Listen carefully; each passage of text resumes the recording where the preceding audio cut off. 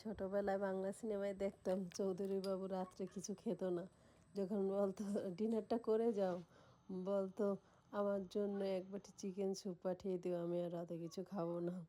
তখন থেকেই chicken soup খাওয়ার জন্য মনটা খুব ছটফট করতো।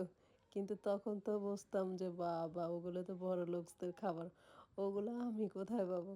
তখন যাই হোক মনকে সান্ত্বনা দিয়ে রাখতাম। এখন বড় হয়ে অনলাইনে দৌলতে দেখছি ও মা, এতে ইচ্ছে করলে আমিই বানাতে পারি। তাই আজকে চেষ্টা করলাম যে একটু চিকেন স্যুপ দেখি বড়লোকদের খাবার খেতে কীরকম লাগে।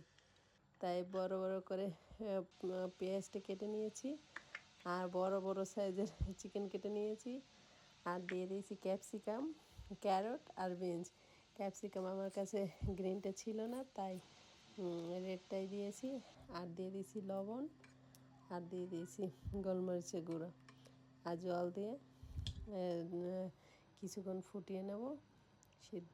ফুটিয়ে সিদ্ধ হয়ে গেলে তারপরে কর্নফ্লাওয়ার দিয়ে দেবো।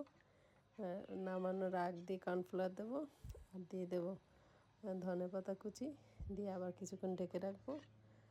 ভিডিওটা ছোট করার জন্য আর কি আমি কেটে কেটে দিয়েছি।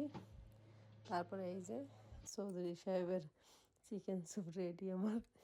খেয়ে দেখো মা,